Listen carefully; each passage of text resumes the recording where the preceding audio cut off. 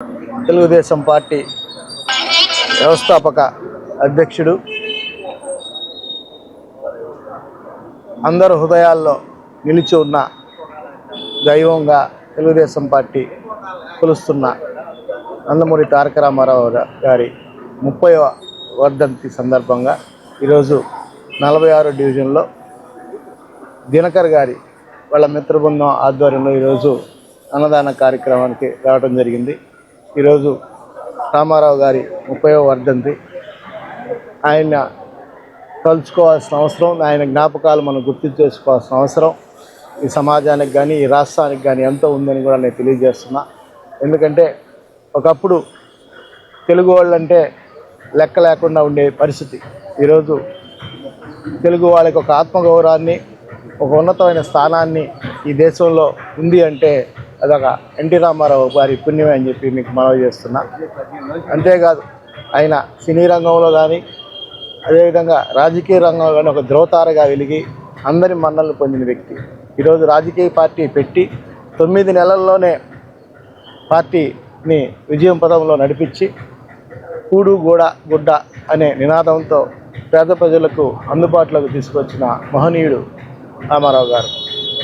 ఆయన పెట్టిన సంక్షేమాలే ఈరోజు నడుస్తున్నాయి. ఉచిత బియ్యం కానివ్వండి, మహిళలకు సమాన హక్కు, ఆస్తిలో సమాన హక్కు కానివ్వండి, ఈరోజు సంక్షేమం అనే పేరు తీసుకొచ్చింది ఆంధ్ర రాష్ట్రానికి రామారావు గారు అని చెప్పి ఈ విధంగా మీకు తెలియజేస్తున్నా.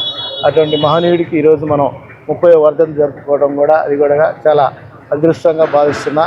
ఆయన ఆదర్శాలు ప్రతి ఒక్కరికి అందరికీ ఆదర్శనీయంగా ఉండాలని, అందరి జీవితాల్లో ఆయన సిన్సియారిటీ అండ్ డిసిప్లిన్ కూడా మనం తెలుసుకోవాల్సిన అవసరం ఉందని చెప్పి మనవి చేసుకుంటూ ఆయన ప్రత్యేకమైన ధన్యవాదాలు తెలియజేసుకుంటూ 30వ వర్ధంతి శ్రద్ధాంజలి కూడా ఘటిస్తున్నాం.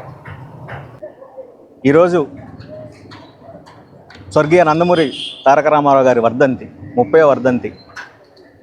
ఆయన గురించి చెప్పాలంటే మేము సరిపోం, మా వయసు సరిపోదు, మా స్థాయి సరిపోదు, మేము సరిపోం.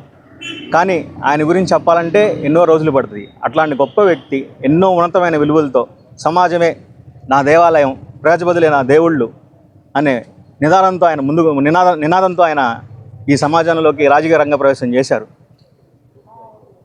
భారతదేశంలో ఇప్పటి వరకు ఆయన ప్రవేశపెట్టిన అన్ని పథకాలు కానివ్వండి, సంక్షేమాలు కానివ్వండి ఎవరు లేరు.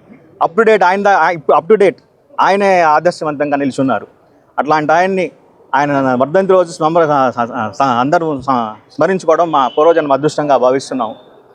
ఇంకో ముఖ్య ఉద్దేశం కూడా ఏంటంటే, ఇప్పుడు దాకా మాకు రాజకీయ పరంగా కానివ్వండి, ప్రజాసేవలో కానివ్వండి, ఏమైనా సమస్యలు వచ్చినప్పుడు మాకు కొంతమంది నాయకులు చాలా ఎన్నో రకాలుగా సహకరించారు, మాకు వాళ్ళ సేవలు అందించారు. దాంట్లో ముఖ్యులు మేము కొంతమంది కీర్తిశేషులైన నాయకుల ఫోటోలు వేసుకో ఉన్నాం. వివేక గారు, శ్రీధర్ అన్న, YT Naidu, Kilara Venkataswamy Naidu, Mallipati Subbaiah Naidu, senior NTR fans Pallagottu Naidu గారు.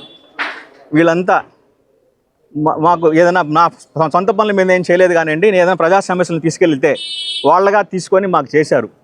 కానీ వాళ్ళ తలుచుకోవాల్సిన సందర్భం ప్రతిసారి మాకు వస్తుంది. కానీ మేము అంత పాకెట్ మనీ మాకు సహకరించదు. కాబట్టి అందరినీ ఒకే రోజు పెద్ద ఆయన వర్ధంతి రోజు గుర్తు చేసుకొని వాళ్ళందరూ కూడా నివాళులు అర్పించాలని ఒక ముఖ్య ఉద్దేశంతో కూడా ఈరోజు ఇది జరుపుతున్నాం. ప్రజెంట్ తెలుగుదేశం కూటమి ఏదైతే ఉందో ఇక్కడ సిటీలోనే నాయకులు కానివ్వండి అందరూ కూడా మాకు అన్ని విధాలా సహకరిస్తున్నారు. దాంట్లో ముఖ్యంగా మాకు పట్టాభి గారు కానివ్వండి, వీబీఆర్ కానివ్వండి, నారాయణ సార్ గారు కానివ్వండి, ఇప్పుడు దాకా మాకు ఏమైనా అవసరమైన పని పోతే ఎక్కడ కూడా మమ్మల్ని అసలు ఏంది అని కూడా చూడుకోకుండా, వీళ్ళు మనవాళ్ళ పక్కవాళ్ళ అని కూడా చూడకుండా అన్నీ చేసి పెట్టారు. అందరి ముఖంగా వాళ్ళందరికీ ధన్యవాదాలు తెలుపుతున్నాను. స్వర్గీయ నాయకులందరికీ కూడా మీ ముఖంగా ధన్యవాదాలు తెలుపుతున్నాను. మన ప్రియతమ దివంగత నాయకుడు, ఆంధ్రుల అభిమాన హీరో, నట సార్వభౌముడు స్వర్గీయ నందమూరి తారక రామారావు గారి 30వ వర్ధంతి సందర్భంగా మన 46 డివిజన్లో దినకరు మరియు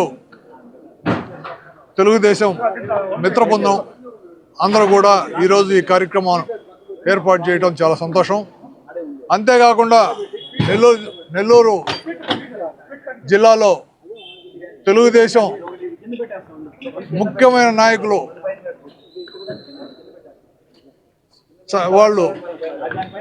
వాళ్ళని స్మరించుకోవటం కూడా ఈరోజు ఈ కార్యక్రమంలో భాగంగా ఏర్పాటు చేయడం, దినకర్ని అభినందించడం చాలా సంతోషంగా ఉంది. ఇంకో విషయం ఏంటంటే,